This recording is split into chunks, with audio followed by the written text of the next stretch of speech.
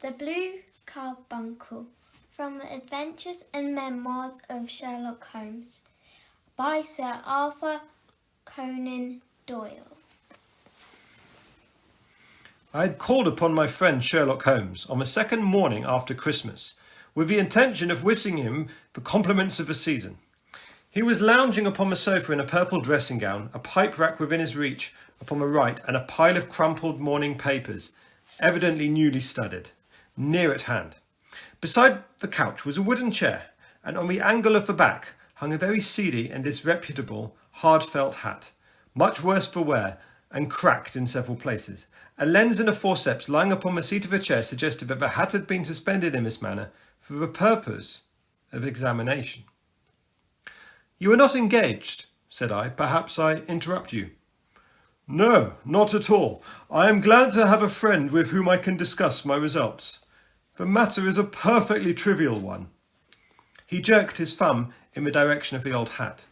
"But there are points in connection with it which are not entirely devoid of interest, and even of instruction."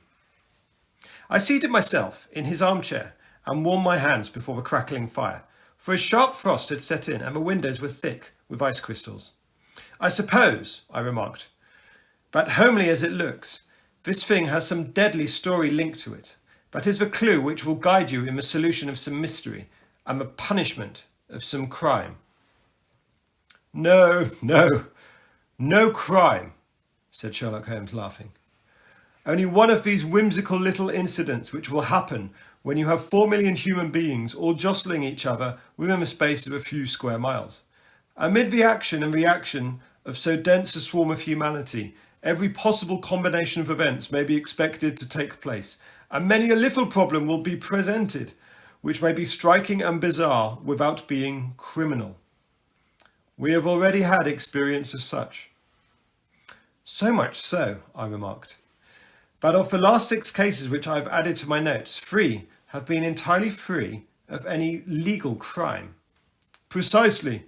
You allude to my attempt to recover the Irene Adler papers, the singular case of Miss Mary Sutherland, and to the adventures of a man with a twisted lip.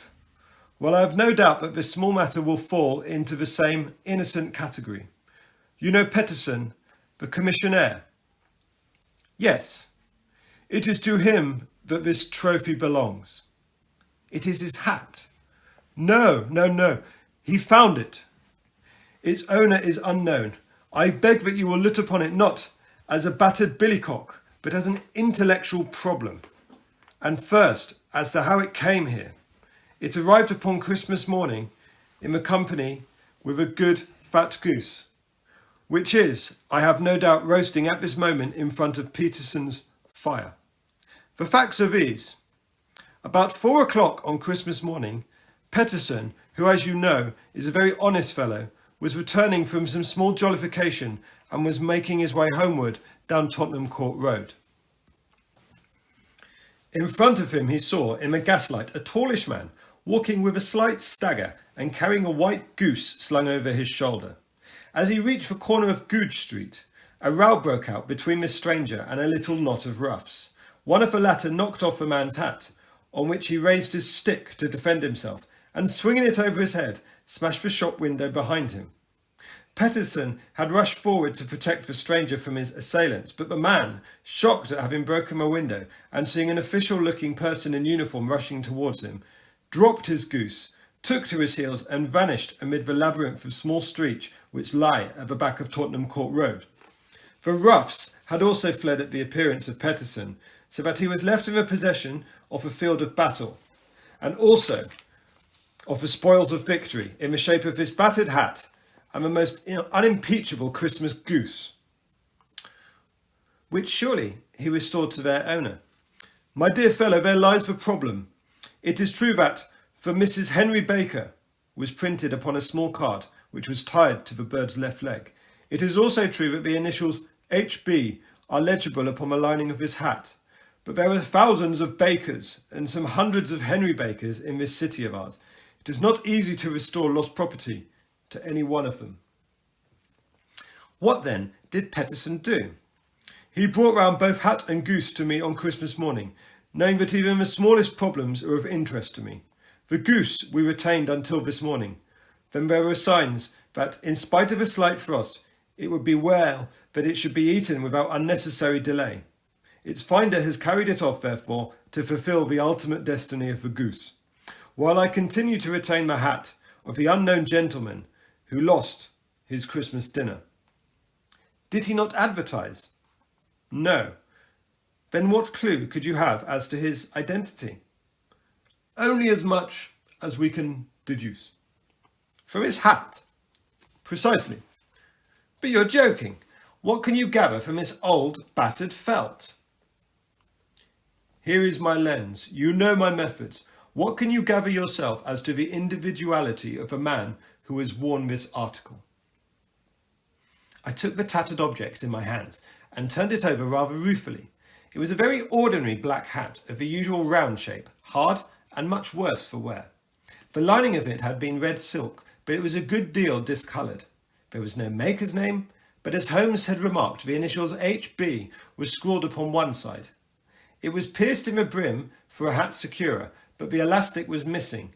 For the rest, it was cracked, exceedingly dusty, and spotted in several places, although there seemed to have been some attempt to hide the discoloured patches by smearing them with ink. I can see nothing, said I, handing it back to my friend. On the contrary, Watson, you can see everything. You fail, however, to reason from what you see. You are too timid in drawing your inferences. Then pray tell me what it is that you can infer from this hat. He picked it up and gazed at it in the peculiar introspective fashion which was characteristic of him. It is perhaps less suggestive than it might have been, he remarked, and yet there are a few inferences which are very distinct and few others which represent at least a strong balance of probability. That the man was highly intellectual is of course obvious upon the face of it, and also that he was fairly well to do within the last 3 years, although now he has fallen upon evil days. He had foresight, but now, less than formerly, pointing to a moral retrogression, which, when taken with the decline of his fortunes, seemed to indicate some evil influence, probably drink, at work upon him.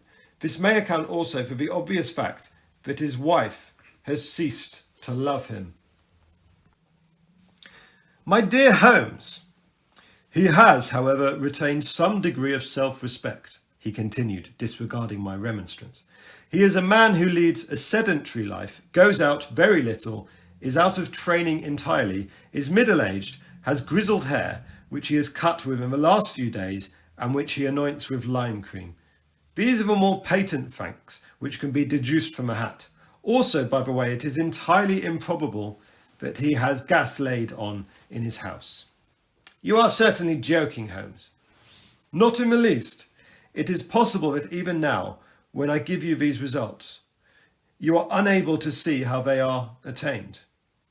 I have no doubt that I am very stupid, but I must confess that I am unable to follow you. For example, how did you deduce that this man was an intellectual? For answer, Holmes clapped the hat upon his head. It came right over the forehead and settled down on the bridge of his nose. It is a question of cubic capacity. A man with so large a brain must have something in it. Okay. The decline of his fortunes, then. Well, the hat is 3 years old. These flat brims curled at the edge and came in then. It is a hat of the very best quality. Look at the band of ribbed silk and the excellent lining. If this man could afford to buy so expensive a hat 3 years ago, and he has had no hat since, then he is assuredly gone down in the world. Well, that is clear enough, certainly. But how about the foresight and the moral retrogression? Sherlock Holmes laughed. Here is the foresight, he said, putting his finger upon the little disc and loop of the hat securer. They are never sold upon hats. If this man ordered one, it is a sign of a certain amount of foresight, since he went out of his way to take this precaution against the wind. But since we see that he has broken the elastic and has not troubled to replace it, it is obvious that he has less foresight now than formerly, which is the distinct proof of a weakening nature. On the other hand, he has endeavoured to conceal some of these stains upon the felt by daubing them with ink. which is a sign that he has not entirely lost his self-respect. Your reasoning is certainly plausible. For further points, that he is middle-aged, that his hair is grizzled, that he has recently been cut, and that he uses lime cream, are all to be gathered from a close examination of the lower part of the lining. The lens discloses a large number of hair ends, clean cut by the scissors of a barber. They all appear to be adhesive, and there is a distinct odour of lime cream. This dust, you will observe, is not the gritty grey dust of the street, but the fluffy brown dust of a house, showing it has been hung up indoors for most of the time, while the marks of moisture upon the inside are proof positive that the wearer perspired very freely, and could therefore hardly have been in the best of training. But his wife, you said that she had ceased to love him. This hat has not been brushed for weeks. When I see you, my dear Watson, with a week's accumulation of dust upon your hat, and when your wife allows you to go out in such a state, I shall fear that you have also been unfortunate enough to lose your wife's affection. But he might be a bachelor. Nay, he was bringing home a goose as a peace offering to his wife. Remember the card on the bird's leg. You have an answer for everything, but how on earth do you deduce that the gas is not laid on in his house? One tallow stain, even two, might come by chance, but when I see no less than 5, I think there can be little doubt that this individual must be brought into frequent contact with burning tallow. Walks upstairs at night, probably with his hat in one hand and a candle in the other. Anyhow, he never got tallow stains from a gas jet. Are you satisfied? Ha! Well, it is very ingenious, I said, laughing. But since you, as you said just now, there has been no crime committed and no harm done, save the loss of a goose, all of this seems rather a waste of energy. Sherlock Holmes had opened his mouth to reply, but then the door flew open, and Peterson, the commissionaire, rushed into the apartment with flushed shrieks of a man who is dazed with astonishment. "The goose, Mr. Holmes, the goose, sir!" he gasped. "Eh, what of it then? Has it returned to life and flapped off through the kitchen window?" Holmes twisted himself around on the sofa to get a fairer view of the man's excited face. "See here, sir. See what my wife found in its crop." He held his hand out and displayed upon the centre of his palm a brilliantly scintillating blue stone, rather smaller than a bean in size, but of such purity and radiance that it twinkled like an electric point in the dark hollow of his hand. Sherlock Holmes sat up with a whistle. "By Jove, Peterson," he said, "this is a treasure trove indeed. I suppose you know what you have got." "A diamond, sir, a precious stone. It cuts into glass as though it were putty." "It is more than a precious stone. It is the precious stone." "Not the Countess of Morcar's blue carbuncle," I ejaculated. "Precisely so. I ought to know its size and shape, seeing that I have read the advertisement about it in the Times every day lately. It is absolutely unique, and its value can only be conjectured, but the reward offered of £1,000 is certainly not within a 20th mark of the actual market price." £1,000? Great Lord of mercy! The commissionaire plumped down in a chair and stared from one to the other of us. "That is the reward, and I have reason to know that there are sentimental considerations in the background which would induce the Countess to part with half her fortune if she could but recover the gem." "It was lost, if I remember all right, at the Hotel Cosmopolitan," I remarked. "Precisely so, on December the 22nd, 5 days ago. John Horner, a plumber, was accused of having abstracted it from a lady's jewel case. The evidence against him was so strong that the case has been referred to the assizes. I have some account of the matter here, I believe." He rummaged amid his newspapers, glancing over the dates until at last he smoothed one out, doubled it over, and read the following paragraph. "Hotel Cosmopolitan jewel robbery. John Horner, 26, plumber, was brought up upon the charge of having, upon the 22nd, abstracted from a jewel case of the Countess of Morcar the valuable gem known as the blue carbuncle. James Ryder, upper attendant at the hotel, gave his evidence to the effect that he had shown Horner up to the dressing room of the Countess of Morcar upon the day of the robbery in order that he might solder the second bar of the grate, which was loose. He had remained with Horner for some time, but had finally been called away.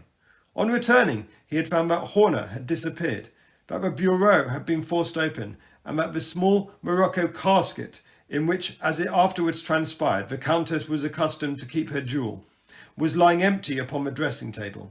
Ryder instantly gave the alarm, and Horner was arrested the same evening.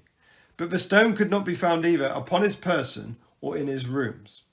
Catherine Cusack, maid to the Countess, deposed to having heard Ryder's cry of dismay on discovering the robbery, and to having rushed into the room, where she found matters as described by the last witness. Inspector Bradstreet, B Division, gave evidence as to the arrest of Horner, who struggled frantically and protested his innocence in the strongest terms. Evidence of a previous conviction for robbery having been given against the prisoner, the magistrate refused to deal summarily with the offence, but referred it to the assizes. Horner, who had shown signs of intense emotion during the proceedings, fainted away at the conclusion and was carried out of court. So much for the police court, said Holmes thoughtfully, tossing aside the paper. The question for us now is to solve the sequences of events leading from a rifled jewel case at the one end to the crop of a goose in Tottenham Court Road at the other. You see, Watson, our little deductions have suddenly assumed a much more important and less innocent aspect. Here is the stone. A stone came from a goose, and the goose came from Mr. Henry Baker, the gentleman with the bad hat, and all the other characteristics which I have bored you with. Now we must set ourselves very seriously to finding this gentleman and ascertaining what part he has played in this little mystery. To do this, we must try the simplest means first, and these lie undoubtedly in an advertisement in all the evening papers. If this fails, I have to recourse to other methods. What will you say? Give me a pencil and that slip of paper. Now then. Found at the corner of Goodge Street, a goose and a black felt hat. Mr. Henry Baker can have the same by applying at 6:30 this evening at 221B Baker Street. That is clear and concise.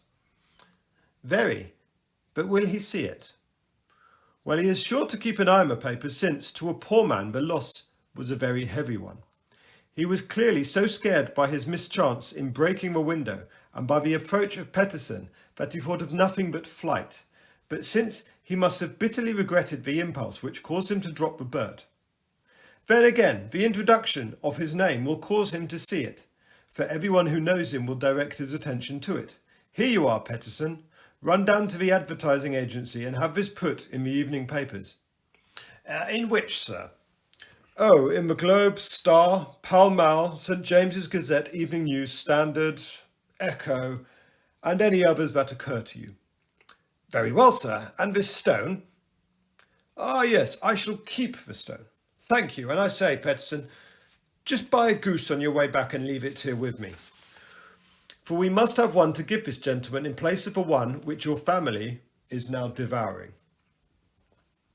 When the commissionaire had gone, Holmes took up the stone and held it against the light. It's a bonny thing, he said. Just see how it glints and sparkles. Of course, it is a nucleus and focus of crime. Every good stone is. They are the devil's pet baits. In the larger and older jewels, every facet may stand for a bloody deed. This stone is not yet 20 years old. It was found in the banks of the Amoy River in southern China and is remarkable in having every characteristic of the carbuncle, save for the fact that it is blue in shade instead of ruby red. In spite of its youth, it is already having a rather sinister history. There have been 2 murders, a vitriol throwing, a suicide, and several robberies brought about for the sake of this 40-grain weight of crystallized charcoal. Who would you think so pretty a toy would be a purveyor to both the gallows and the prison? I'll lock it up in my strong box now, and I'll drop a line to the Countess to say that we have it. Do you think that this man Horner is innocent? I cannot tell. Well then, do you imagine that this other one, Henry Baker, had anything to do with the matter? It is, I think, much more likely that Henry Baker is an absolutely innocent man who had no idea that the bird which he was carrying was considerably more valuable than if it was made of solid gold. That, however, I shall determine by a very simple test if we have an answer to our own advertisement. and you can do nothing until then. Nothing. In that case, I shall continue my professional round, but I shall come back this evening at the hour you have mentioned, for I should like to see the solution of so tangled a business. Very glad to see you. I dine at 7. There is a woodcock, I believe. By the way, in review of the recent circumstances, perhaps I ought to ask Mrs. Hudson to examine its crop. I had been delayed at a case, and it was a little after 6:30 when I found myself at Baker Street once more. As I approached the house, I saw a tall man in a Scotch bonnet and a coat which was buttoned up to his chin, waiting outside in the bright semicircle which was thrown from a fanlight. Just as I arrived, the door was open, and we were shown up together into Holmes's room. "Mr. Henry Baker, I believe," said he, rising from his armchair and greeting his visitor with the easy air of geniality which he could so readily assume. "Pray take this chair by the fire, Mr. Baker. It is a cold night, and I observe that your circulation is more adapted for summer than for winter. Ah, Watson, you have just come at the right time. Is that your hat, Mr. Baker?" "Yes, sir. That is undoubtedly my hat." He was a large man with rounded shoulders, a massive head, and a broad, intelligent face, sloping down to a pointed beard of grizzled brown. A touch of red in his nose and his cheeks, with a slight tremor of his extended hand, recalled Holmes's surmise as to his habits. His rusty black frock coat was buttoned right up in front, with a collar turned up, and his lank wrists protruded from the sleeves without a sign or cuff or shirt. He spoke in a slow staccato fashion, choosing his words with care, and gave the impression generally of a man of learning and letters who had had ill usage at the hands of fortune. "We have retained these things for some days," said Holmes, "because we expected to see an advertisement from you giving your address. I am at a loss to know why you did not advertise." Our visitor gave a rather shamefaced laugh. "Shillings have not been so plentiful with me as they once were," he remarked. "I had no doubt that the gang of roughs who assaulted me carried off both my hat and the bird. I did not care to spend more money in the hopeless attempt at recovering them." "Very naturally. By the way, about the bird, we were compelled to eat it." "To eat it?" Our visitor half rose from his chair in his excitement. "Yes, it would have been of no use to anyone had we not done so. But I presume that this other goose upon the sideboard, which is about the same weight and perfectly fresh, will answer your purpose equally well." Certainly, answered Mr. Baker with a sigh of relief. "Of course, we still have the feathers, leg, crop, and so on and so forth of your own bird, if you wish." The man burst into a hearty laugh. "Ha! Ha! They might be useful to me as relics of my adventure.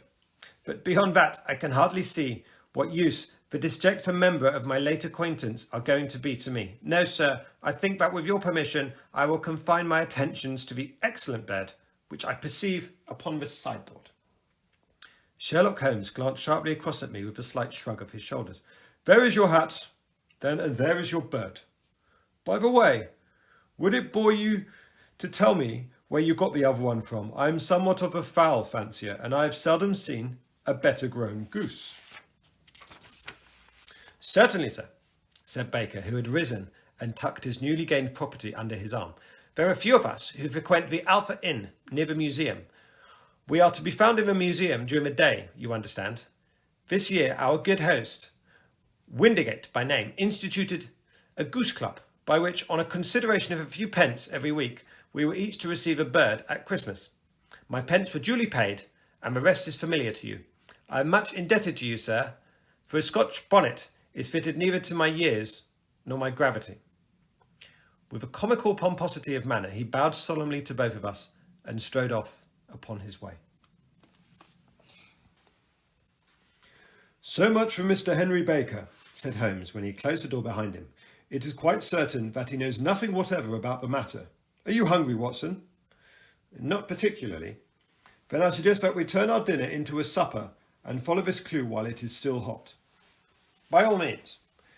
It was a bitter night, so we drew up our ulsters and wrapped cravats around our throats. Outside, the stars were shining coldly in a cloudless sky, and the breath of the passers-by blew out into smoke like so many pistol shots. Our footfalls rang out crisply and loudly as we swung through the doctor's quarter, Wimpole Street and Harley Street, and so through to Wigmore Street into Oxford Street. In a quarter of an hour, we were in Bloomsbury in the Alpha Inn, which is a small public house in the corner of one of the streets which runs down to Holborn. Holmes pushed open the door of a private bar and ordered 2 glasses of beer from a ruddy-faced, white-aproned landlord. "Your beer should be excellent if it's as good as your geese," said he. "My geese?" The man seemed surprised. "Yes, I was speaking only half an hour ago to Mr. Henry Baker, who is a member of your goose club." "Ah, yes, I see. But you see, them's not our geese." "Indeed? Whose then?" "Well, I got 2 dozen from a salesman in Covent Garden." "Indeed? I know some of them. Which was it?" Breckenridge is his name." "Ah, I don't know him. Well, here's to your good health, landlord, and prosperity to your house. Good night." "Now for Mr. Breckenridge," he continued, buttoning up his coat as he came into the frosty air. "Remember, Watson, that though we have so homely a thing as a goose at one end of this chain, we have the other a man who will certainly get 7 years' penal servitude unless we can establish his innocence.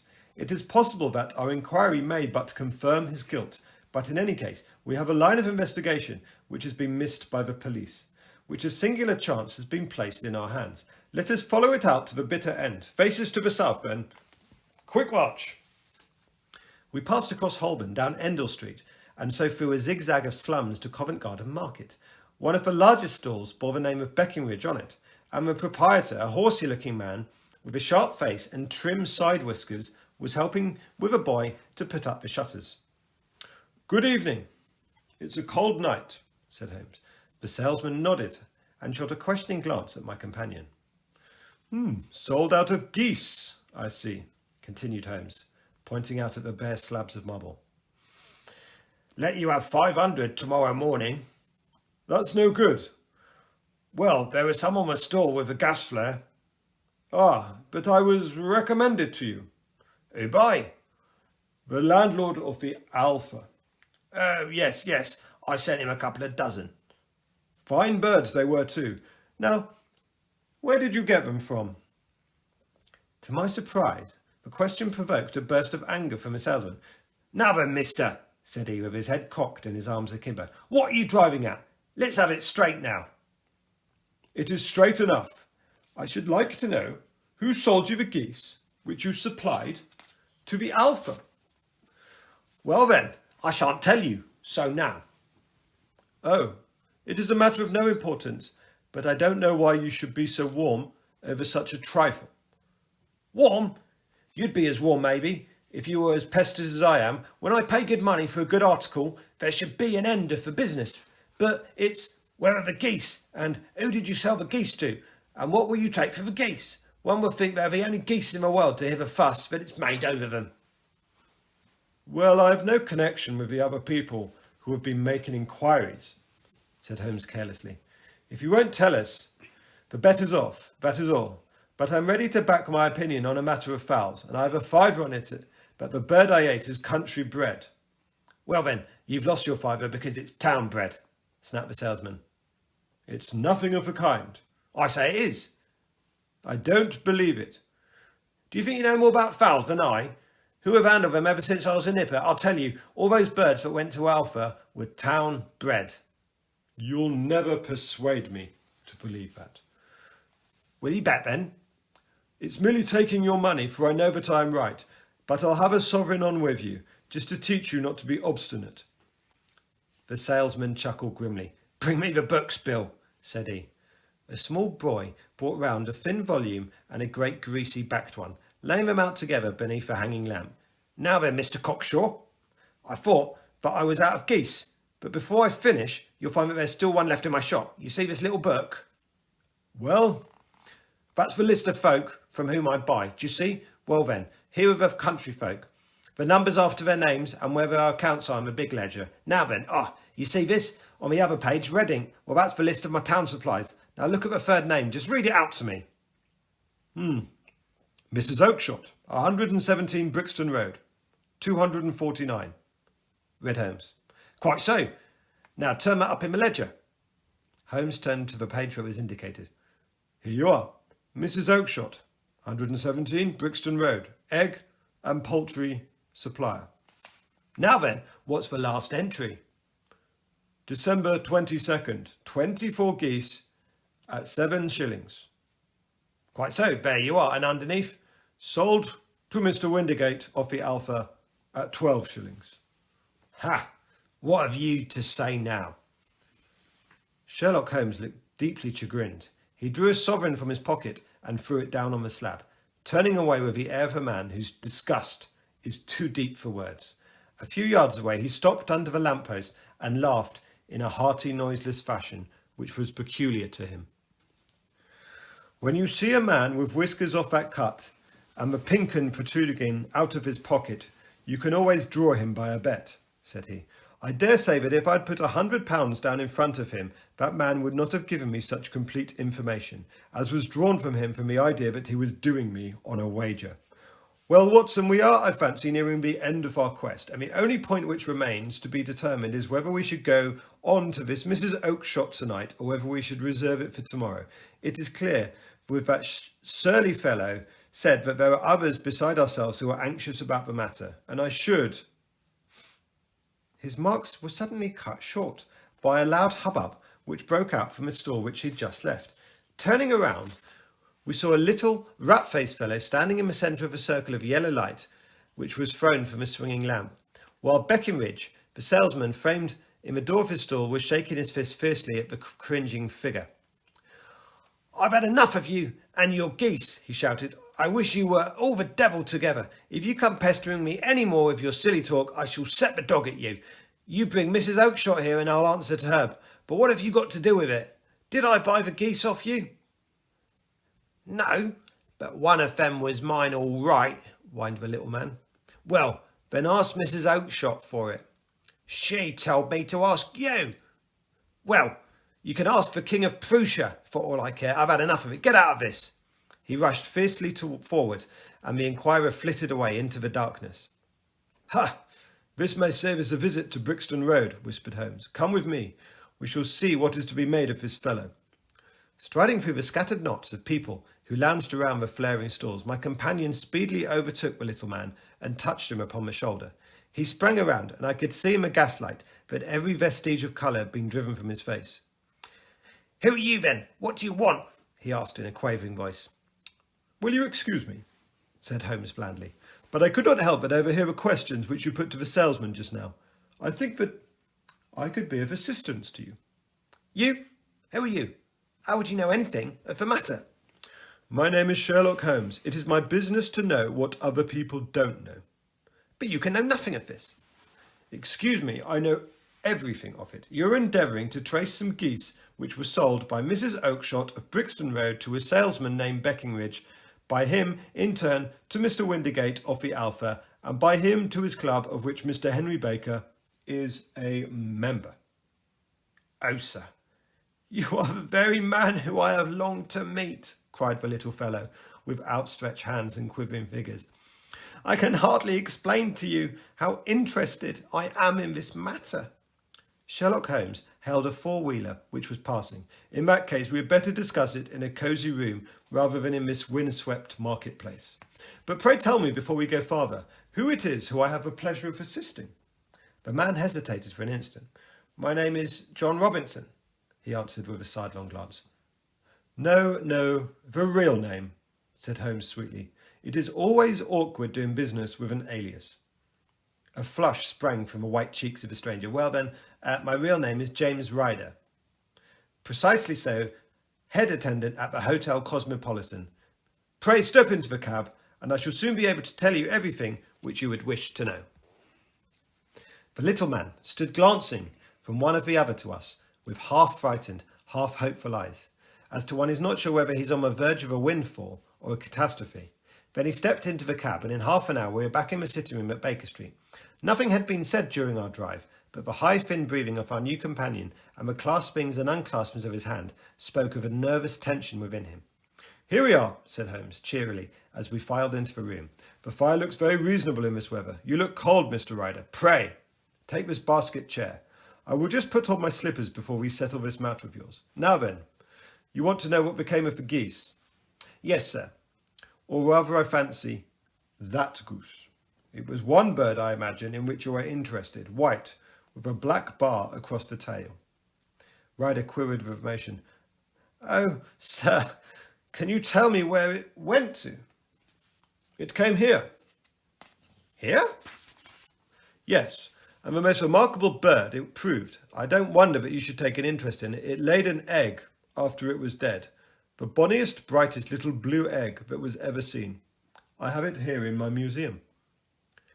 Our visitor staggered to his feet and clutched the mantelpiece with his right hand. Holmes unlocked his strung-box and held up the blue carbuncle, which shone out like a star with a cold, brilliant, many-pointed radiance. Ryder stood glaring with a drawn face, uncertain whether to claim or to disown it. The game's up, Ryder, said Holmes quietly. Hold up, man, or you'll be in the fire. Give him an arm back into his chair, Watson. He's not got enough blood to go on for felony with impunity. Give him a dash of brandy. So, now he looks a little more human. What a shrimp it is, to be sure. For a moment, he had staggered and nearly fallen, but the brandy brought a tinge of colour into his cheeks. He sat staring at the frightened eyes of his accuser. I have almost every link in my hands and all the proofs which I could possibly need, so there is little which you need to tell me. Still, that little may as well be cleared up now to make the case complete. You had heard, Ryder, of this blue stone of the Countess of Morcar's. It was Catherine Cusack who told me of it, said he in a crackling voice. I see, her ladyship's waiting maid. Well, the temptation of the sudden wealth so easily acquired was too much for you, as it has been for many better men before you. But you were not very scrupulous in the means by which you use. It seems to me, Ryder, that there is the making of a very pretty villain in you. You knew that this man Horner, the plumber, had been concerned in such a matter before, and that suspicion would rest more readily on him. What did you do then? You made some small job in the lady's room, you and your confederate Cusack, and you managed that he should be the man to be sent for. Then when he had left, you rifled the due case, you raised the alarm and had this unfortunate man arrested. You then... Ryder threw himself down on the ground suddenly in the rug, clutched at his companion's knees. For God's sake, have mercy, he shrieked. Think of my father, of my mother. It would break their hearts. I never went wrong before. I never will. I swear it. I swear on a Bible. Don't bring it into court. For Christ's sake, don't. Get back into your chair, said Holmes sternly. It is very well to cringe and crawl now, but you thought little enough of this poor Horner in the dock for a crime of which he knew nothing. I will fly, Mr. Holmes. I will leave the country, sir. Then the charge against him will break down. We will talk about that. And now let us hear a true account of the next act. How came the stone into the goose, and how came the goose into the open market? Tell us your truth, for there lies the only hope of your safety. Ryder passed his tongue over his parched lips. I will tell you. It is just as it happened, sir, said he. When Horner had been arrested, it seemed to me that it would be best for me to get away with the stone at once, for I did not know at what moment the police might not take it into their heads to search me and my room. There was no place about the hotel where it would be safe. I went out as if on a commission, and I made for my sister's house. She had married a man named Oakshott, and lived in Brixton Road, where she fattened fowls for the market. All the way there, every man I meet seemed to be a policeman or a detective, but it was a cold night, and sweat was pouring down my face before I came to Brixton Road. My sister asked me what was the matter and why I was so pale, but I told her that I'd been upset by the jewel robbery on the hotel. Then I went to the backyard and smoked a pipe and wondered what would be the best to do. I had once a friend called Maudsley, and he went to the bad and has been serving his time in Pentonville. One day he'd met me and fell into talk about the ways of thieves and how they could get rid of what they stole.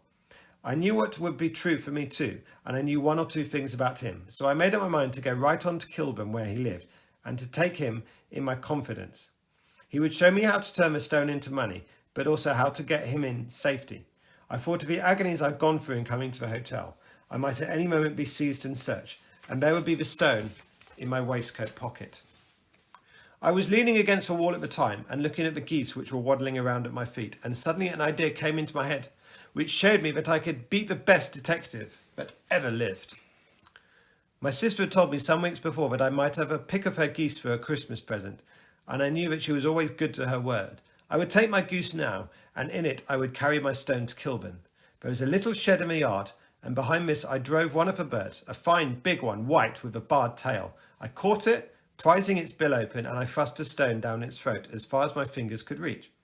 The bird gave a gulp, and I felt the stone pass down its gullet, down into its crop. The creature flapped and struggled, and out came my sister to know what was the matter. As I turned to speak to her, the brute broke loose and fluttered off amongst the others. "Whatever were you doing with that bird, Jem?" says she. "Well," said I, you said you'd give me one for Christmas, and I was feeling which one was the fattest." "Oh, we've set yours aside for you, Jem's bird we call it. It's a big white one over yonder. There's 26 of them, which makes one for you, one for us, and 2 dozen for the market." "Oh, thank you, Maggie," says I, "but if it's all the same to you, I'd rather like that one I was handling just now." "Oh, the other one's a good £3 heavier," said she, "and we fattened it expressly for you." "Never mind, I'll have the other and I'll take it now," said I. "Oh, just as you like," she said, a little huffed. "Which is it that you want, then?" "Oh, that white one with the barred tail, right in the middle of the flock." "Oh, very well, kill it and take it with you." Well, I did what she said, Mr. Home. I carried the bird all the way to Kilburn. I told my pal what I'd done, for he was a man that was easy to tell a thing like that to. He laughed until he choked. We got a knife open and we opened the goose. My heart turned to water, for there was no sign of the stone, and I knew that some terrible mistake had occurred. I'd left the bird, rushed back to my sister's, hurried into the backyard. There was not a bird to be seen there. "Where are they all, Maggie?" I cried. "They've gone to the dealers, Jem." "Which dealers?" "Oh, Breckenridge's of Covent Garden." "But was there another with a barred tail?" I asked, "the same as the one I chose?" "Yes, Jem, there were 2 barred tails ones. I could never tell them apart." Well then, of course, I saw it all. I ran off as hard as my feet would carry me to this Breckenridge, but he'd sold the lot off at once. Not one word would tell me as to where they'd gone. You heard them yourselves tonight. Well, he's always answered me like that. My sister thinks that I'm going mad. Sometimes I think about myself, and now I'm a thief, a branded thief, without ever having touched the wealth for which I sold my character. God help me. God help me. He burst into convulsive sobbing, with his face buried in his hands. There was a long silence, broken only by the heavy breathing and the measured tapping of Sherlock Holmes' fingertips upon the edge of the table. Then my friend rose and threw open the door. "Get out," said he. "What, sir? Oh, heavens bless you!" "No more words. Get out." And no more words were needed. There was a rush, a clatter upon the stairs, a bang of the door, and the crisp rattle of running footfalls from the street. "After all, Watson," said Holmes, reaching into his hand for his clay pipe, "I am not retained by the police to supply their deficiencies. If Horner were in danger, it would be another thing, but this fellow will not appear against him, and the case must collapse. I suppose that I am commuting a felony, but it is just as possible that I am saving a soul. This fellow will not go wrong again. He is too terribly frightened. Send him to a gaol now, and you will make him a gaol bird for life. Besides, it is the season of forgiveness. Chance has put it in our way the most singular and whimsical problem, and its solution in its own reward. If you will have the goodness to touch the bell, Doctor, we will begin another investigation, in which also a bird will be the chief feature."